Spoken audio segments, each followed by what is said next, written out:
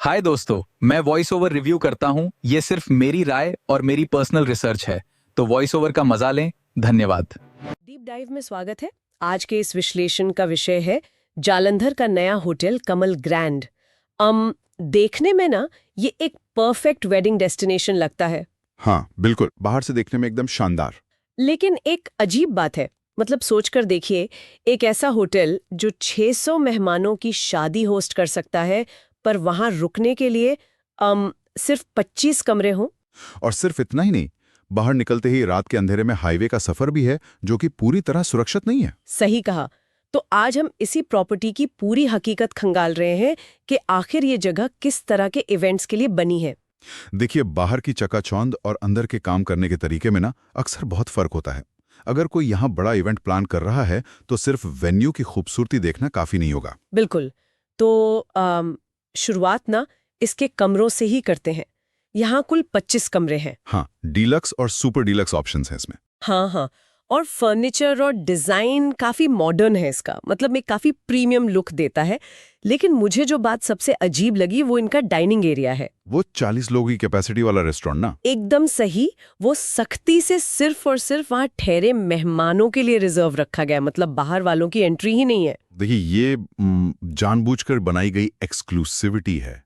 एक तरफ प्रॉपर्टी खुद को बजट अकोमोडेशन मानती है, पर ये डाइनिंग पॉलिसी आपको किसी लग्जरी क्लब वाली प्राइवेसी का एहसास कराती है। अच्छा, मतलब ये 25 कमरे एक तरह से किसी प्राइवेट बुटीक मैंशन की तरह काम कर रहे हैं। बाहर इवेंट में चाहे जितनी भी भीड़ हो, अंदर आपको वीआईपी ट्रीटमेंट मिल रहा है। बिल्कुल। वो चाहते हैं कि उनके इन हाउस गेस्ट्स को भीड़ भाड़ से दूर एक शांत माहौल मिले। और भीड़ तो बाहर होगी ही, क्योंकि इनका जो असली फोकस है वो इवेंट्स पर ही है। हाँ, वेन्यूज की कैपेसिटी से ये बात साफ हो जाती है। अगर आप देखें तो सेमिनार, बर्थडे पार्टी या छोटी गैदरिंग के लिए 80 लोगों की क्षमता वाला लोटस हॉल है। और उसके बाद एक रूफटॉप बैंक्वेट भी तो है। जी, वहाँ 180 से 250 लोग तक आ सकते हैं आराम से। और जो इनका मेन हॉल है ना, रॉयल क्राउन, वहाँ 300 लोगों की गैदरिंग हो सकती है। और साथ में 150 गाड़ियों की पार्किंग भी है, जो कि बड़ी शादियों और प्रोडक्ट लॉन्चेस के लिए काफी सही है। लेकिन यही मेरा माथा छनकता है। अगर सारे वेन्यू बुक हों तो एक साथ 600 से ज्यादा लोग यहाँ मौजूद होंगे, पर कमरे सिर्फ 25। ये गणित कुछ अजीब नहीं लगता? ऐसा इसलिए है क्योंकि उनका बिजनेस मॉडल डेस्टिनेशन वेडिंग्स पर टिका ही नहीं है।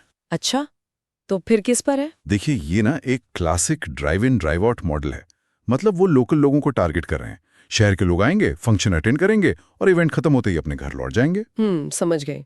वो 25 कमरे सिर्फ बेहद करीबी रिश्तेदारों या मैनेजमेंट के रुकने के लिए रखे गए हैं। घर लौट जाएंगे ये कहना तो बहुत आसान है, लेकिन जब हम इस प्रॉपर्टी की लोकेशन देखते हैं तो एक बहुत बड़ी दिक्कत सामने आती है। आप जीटी रोड और लंबा पिंड चौक की बात कर रही हैं? हाँ, वही अमृतसर हाईवे के पास वाली लोकेशन। रात के वक्त इस इलाके को बिल्कुल भी सुरक्षित नहीं माना जाता है। और हमारी भारतीय शादियां तो आपको पता ही हैं। हाँ, रात भर चलती हैं। बिल्कुल। इवेंट प्लानर्स के लिए तो ये सबसे बड़ा सिरदर्द होना चाहिए। अगर मेहमान रात के 2 या 3 बजे फंक्शन से निकल रहे हैं और हाईवे अनसेफ है, तो सिर्फ शानदार बैंक्वेट हॉल से क्या होगा? मतलब प्लानर को सिर्फ सजावट या केटरिंग नहीं, बल्कि मेहमानों के ट्रांसपोर्टेशन की भी टेंशन लेनी होगी। बिना शक। उन्हें शायद शटल सर्विस का इंतजाम करना पड़े या मेहमानों को छोटे छोटे ग्रुप्स में एक साथ वापस भेजना हो। हाँ, मतलब बजट सिर्फ वेन्यू बुक करने तक सीमित नहीं रहेगा। आपको सिक्योरिटी और लॉजिस्टिक्स पर अलग से दिमाग लगाना होगा। एकदम सही। आपको बस ये समझना होगा कि आप किस तरह का इवेंट कर रहे हैं और आपके मेहमानों की प्रोफाइल क्या है। हर वेन्यू हर शादी के लिए फिट नहीं बैठता। तो कुल मिलाकर होटल कमल ग्रैंड अपने शानदार वेन्यूज, बड़ी पार्किंग और मॉडर्न सेटअप के साथ एक बेहतरीन ऑप्शन तो है। हाँ, बस वो 25 कमरों का गणित और रात में हाईवे की लोकेशन इवेंट प्लानिंग का नक्शा ही बदल देती है। सही बात है। तो यहाँ से ना एक बहुत दिलचस्प सवाल उठता है। अगर ऐसे शानदार और बजट फ्रेंडली वेन्यूज शहर के बाहरी या असुरक्षित माने जाने वाले इलाकों में बन रहे हैं, तो क्या आने वाले वक्त में हमारी वो टिपिकल लेट नाइट शादियां दिन की शादियों में तब्दील हो जाएंगी? बिल्कुल, मजबूरी में ही सही, पर क्या डे वेडिंग्स नया नॉर्मल बन जाएंगी? ये वाकई एक सोचने वाली बात है। हाँ, इस पहलू पर जरूर विचार किया जाना चाहिए। तो आज के इस विश्लेषण में बस इतना ही। इन नए ट्रेंड्स और वेन्यू लॉजिस्टिक्स पर अपना नजरिया जरूर खुला रखिएगा। If you enjoy voiceover, please share, like, and subscribe to my channel, Hotel Insider. Thank you.